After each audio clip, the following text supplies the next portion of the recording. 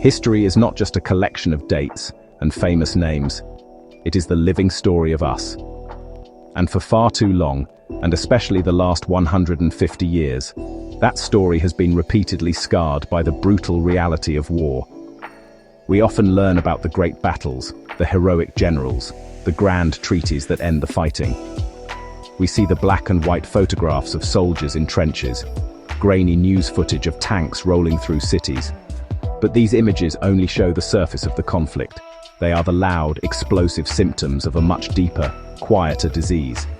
The true causes are hidden from view, tucked away in boardrooms, government chambers, the quiet ambitions of so-called powerful people. To truly understand our world today, October 8, 2025, we must look beyond the battlefield. Peel back patriotic slogans, national pride to find the real engines of conflict. Why did millions die in the mud of Flanders? Why have so many nations been torn apart by civil war? The answers aren't as simple as good versus evil. Instead, they are a complex web of greed, power, and ideology. Before we continue, please like, comment, share, subscribe to the channel, and watch again. Thanks. Now, let's travel back to the late 1800s. European powers were engaged in a frantic race, not for Olympic medals, but for land. This was the scramble for Africa. In 1884, leaders from 14 European nations and the United States met in Berlin. With no African representatives present, they drew lines on a map, carving up an entire continent. They ignored ancient kingdoms, diverse cultures, established trade routes.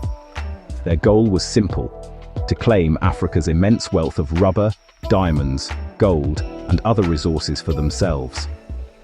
This act of colonial greed laid a foundation of instability and resentment that has fueled countless wars ever since. These artificially drawn borders forced rival ethnic groups together, while splitting other groups apart. Imagine your town being suddenly cut in two, with one half belonging to a new country that speaks a different language and is ruled by strangers.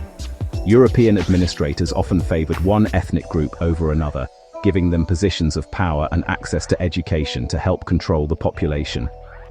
This divide and rule strategy created deep-seated tensions. When these colonies eventually gained independence, these tensions did not simply disappear. They exploded into brutal civil wars and genocides in Rwanda and Nigeria, conflicts born directly from the lines drawn in Berlin decades earlier. The legacy of colonialism is not confined to Africa. The British Empire's partition of India in 1947 led to one of the largest and most violent migrations in human history, and the ongoing flashpoint of Kashmir between two nuclear-armed nations. War is often described as a clash of nations, but frequently it is a clash for profit. Behind the flags and anthems, powerful corporations and financial institutions have often played a decisive role. When there is money to be made from instability, peace becomes bad for business. The Banana Wars are an example, with American corporations like the United Fruit Company, which dominated Honduras and Guatemala, through plantations, railways and ports, essentially becoming corporate states. When local leaders pushed land reform or better wages, lobbyists cried communism, and in 1954 the CIA helped overthrow President Jacobo Arbenz, plunging Guatemala into a 36-year civil war that killed over 200,000. Oil has driven conflicts, particularly in the Middle East. The 1991 Gulf War followed Iraq's invasion of Kuwait, but underlying it was the threat to global oil supply and the world economy. In 2003, WMD claims justified invasion. None were found. Iraq's oil fields opened to foreign investment. Firms like Halliburton received enormous no-bid contracts for reconstruction and logistics. This fusion of corporate interest and military action creates a dangerous incentive where profits can overshadow peace. When war is profitable for a powerful few, conflict itself becomes a desirable outcome. The machinery of greed needs scrutiny, or it will keep pulling the trigger. Religion can be a profound source of peace, community, and moral guidance. It inspires acts of charity, compassion, and selflessness. But history shows a darker side, when beliefs are twisted as political identity, a uniform for us versus them. In the 1990s, nationalist leaders exploited religious labels among Serbs, Croats, and Bosniaks, weaponizing identity through propaganda. The troubles were not theology, but national identity and power, where religion marked communities and paramilitaries invoked faith to justify violence. Groups like Al-Qaeda and ISIS commit atrocities claiming Islam. Their perversions are condemned by the vast majority of Muslims. They prey on the marginalized, offering hateful identity and purpose, turning a faith of peace into an ideology of war. It is not religion itself, but those who hijack it for worldly power. Since World War II, the United States has been the dominant military and economic power, with a long, complex history of intervention. Framed to spread democracy, protect human rights, contain communism. Yet many interventions destabilized regions and sparked new cycles of violence. Driven by the domino theory, the US escalated from advisors to over 500,000 troops, with catastrophic human and environmental costs. The war failed its goals and left a deep scar on America. The Cold War saw support for anti-communist dictators, and in Latin America, tragic consequences followed. The US backed the coup against Salvador Allende, helping install Augusto Pinochet, a regime that murdered and tortured thousands. Funding and training the Contras prioritized geopolitics over people's rights. After the Cold War, the banner shifted to the war on terror and to humanitarian justifications. The NATO-backed intervention aimed to protect civilians, but toppling figures such as Gaddafi created a vacuum: militias, collapse, and terror havens. Well-intentioned interventions often ignore the complex aftermath, leading to instability worse than the problem they sought to solve. The last 75 years cannot be told without the profound impact of American foreign policy. Wars are not fought with guns and bombs alone, they are first fought in the minds of the people. Before a shot is fired, governments must convince citizens that war is necessary, just, and winnable. Propaganda spreads biased or misleading narratives, evolving from posters and newspapers to radio, television, and social media. The goal remains: a simple tale of good versus evil, and the silencing of dissent. World War I used dehumanizing posters and sensational atrocity stories, some true, many fabricated, to galvanize enlistment and endurance. Under Goebbels, the Nazi regime controlled newspapers, films, radio, and art, building a cult of personality and dehumanizing Jews and other minorities.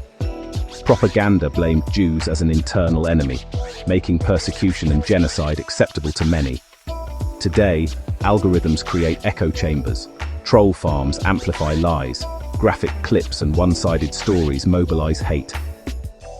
Digital propaganda is harder to spot and fight. We must think critically about what we consume and share. Knowing the causes of war is essential, but it is not enough. We must build practical pathways to peace. Champion international diplomacy and empower people-led institutions to reform to enforce laws, mediate effectively, and provide real options for the local populace. Demand transparency in governments and corporations, regulate extraction and the arms trade, and push for accountable practices abroad. Support actual fair trade and ethical sourcing by voting with our wallets as well as ballots.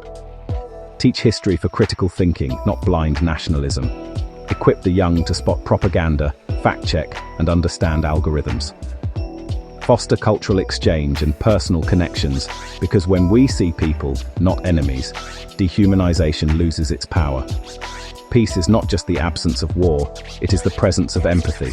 Imagining a world without war requires a blueprint. First, adopting shared security where threats are seen as global and solved through cooperation. Pooling resources and building cross-border projects grows trust and makes war far less attractive. Second, economic justice. Address colonial legacies. Fulfill aid, enable fair trade, forgive unpayable debts, invest in health and education. Third, uphold international law and universal human rights. Hold war criminals accountable, consistently and impartially. Fourth, shift cultural values in movies, games, and news toward diplomacy, reconciliation, and non-violent resistance. By changing our collective narrative, we make peace the default and war an unthinkable relic. To every young person today, on October 8th, 2025, this history is the prologue to the chapter you will write. Greed, power, and division persist. But so does our spirit to learn, to change, and to build a better world. It starts with questions in class, challenging stereotypes, checking the news you share, refusing to be a pawn of propaganda, choosing empathy and curiosity. Your actions may feel like a drop, but millions of drops make the river that carves stone. Do not believe war is inevitable. For every war, countless acts of cooperation, compassion, and love point another way. Be the generation that builds bridges and sees shared humanity beyond flags. The future is your story to create, and it begins with your voice, your choices, your belief in love and serenity. We are one people, one world, and what a beautiful planet we have been gifted, if only we would look after it and each other more lovingly. Thank you very much for watching this final episode of Twinno, and may the war finally be over.